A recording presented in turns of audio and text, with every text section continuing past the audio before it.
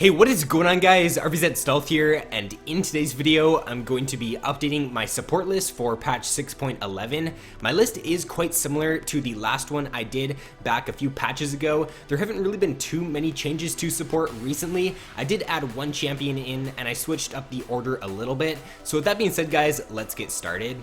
So first on my list is going to be Sona. Right now, I feel like Sona is a very underrated pick. She has really good synergy with the new Athenes. If you guys don't know what this item does now, basically whenever you deal damage to an opponent, you're going to gain this charge, which will amplify your heals. And this is just really strong on Sona because whenever you do use your Q, you're going to get that proc of the Athenes, and then your heals are going to deal an insane amount now. And since your Q is on a 4 or 5 second cooldown, once you do get 40% CDR and once you do get it maxed out, then you're going to be able to get these really big heals off pretty much whenever your heal is off cooldown. You guys should see in the gameplay here of me getting some really good heals off on my teammates and just saving them in a lot of situations. So I think that because of this new Athenes item, Sona is a pretty good pick right now. She also does have great utility in her kit with her heal, her movement speed, and then her ultimate is also a really strong ability. If you can get that off on a few targets in a mid to late game team fight, then you can end up winning your team the game as Sona. She does have really good poke in the laning phase too with her Q, so if the enemy team does lock someone like a Braum or an Alistair or Bard even, then Sona is a pretty good pick in that situation since she can poke them down pretty easily in the laning phase. Her engage and her disengage is quite good as well with her ultimate, and she does have surprising damage for a support.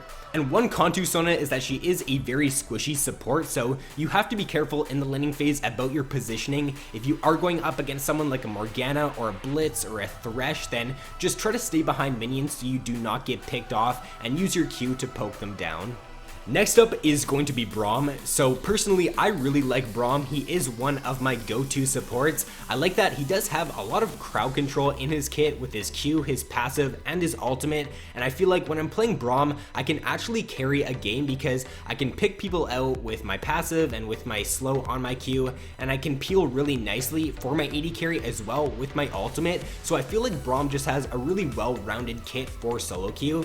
He's also great with Lucian right now, and Lucian is still one of the most picked AD carries in the game, so if your team does lock Lucian for AD carry, then I would pick Braum for sure in that situation. He can soak a lot of damage as well in team fights with his Unbreakable, and this is one of the main reasons why I do like Braum so much. He's got great crowd control in his kit, and he can also just soak so much damage for his team. His W also is really nice for getting an engage off in the laning phase or for just saving your teammates if they do end up getting caught out, and his Q actually does quite a bit of damage as well, so try to use that to poke down the enemy AD carry or the enemy support in the laning phase.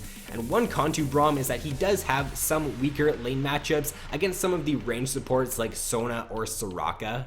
Next up is going to be Janna. So Janna is probably one of the safest supports to pick in the game right now. You can pretty much pick her into any matchup and you can do well. She isn't a champion that you're going to look to go for kills for in the laning phase very much, but she does scale really well into the mid to late game, and her disengage is some of the best for any support in the game with her ultimate, her Q, and her W. She does have her shield as well, which she can use to go aggressive in the laning phase. If she is playing with an AD carry who is willing to go more aggressive, then you can put that on them and they can win trades really nicely in the laning phase, and you can gain the advantage and start zoning them by doing that. She does scale really well with ability power too, so if you find yourself getting ahead as Janna, or if your team does get ahead, then don't be afraid to go for something like a banner or go for a Majai's if you do get ahead in the laning phase, because the more AP you have as Janna, the more healing your ultimate is going to do.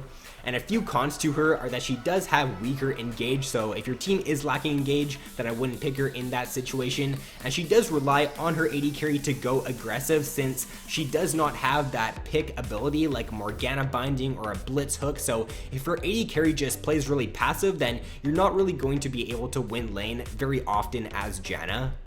Next up is going to be Blitzcrank. So I feel like Blitz is one of the better carry supports for solo queue. The main reason is because no matter if you're losing or if you're winning as Blitzcrank, one hook on the enemy AD carry or mid laner can end up changing a game.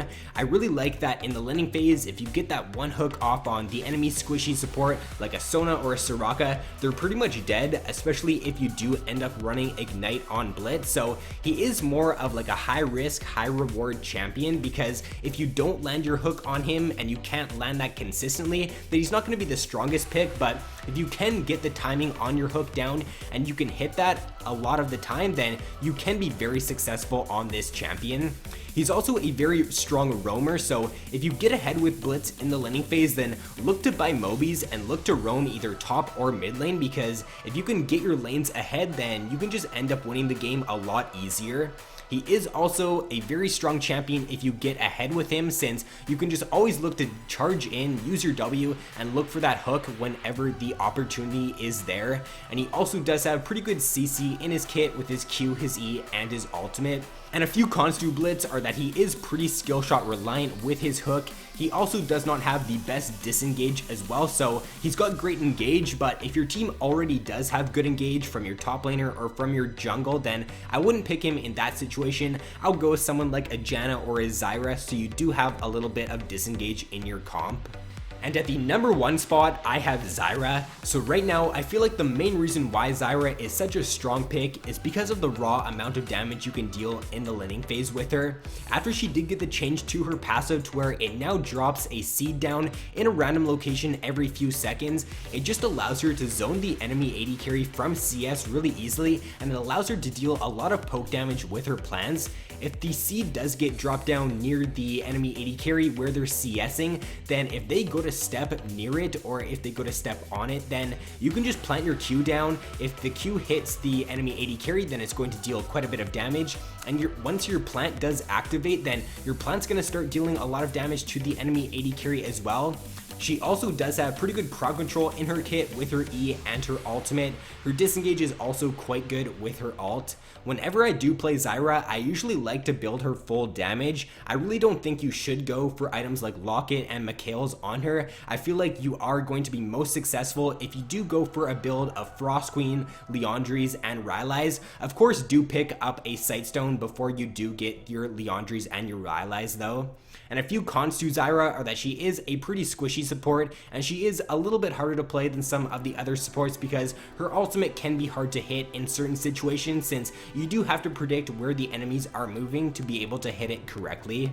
First on the honorable mentions, I have Soraka. So Soraka has stayed a very strong pick for support for quite a long time now. Her sustain in the laning phase with her heals is just really good, and it allows her to just have a really strong laning phase if the enemy does end up targeting your AD carry. If you are playing with an aggressive AD carry, then you can look to win lane a lot of the time with Soraka, since you're just going to be able to heal them up to full HP if they do end up going in for a trade and they do end up losing a little bit of health. So as long as Riot doesn't end up nerfing Soraka's heals, then she is going to be a pretty strong pick for the coming patches.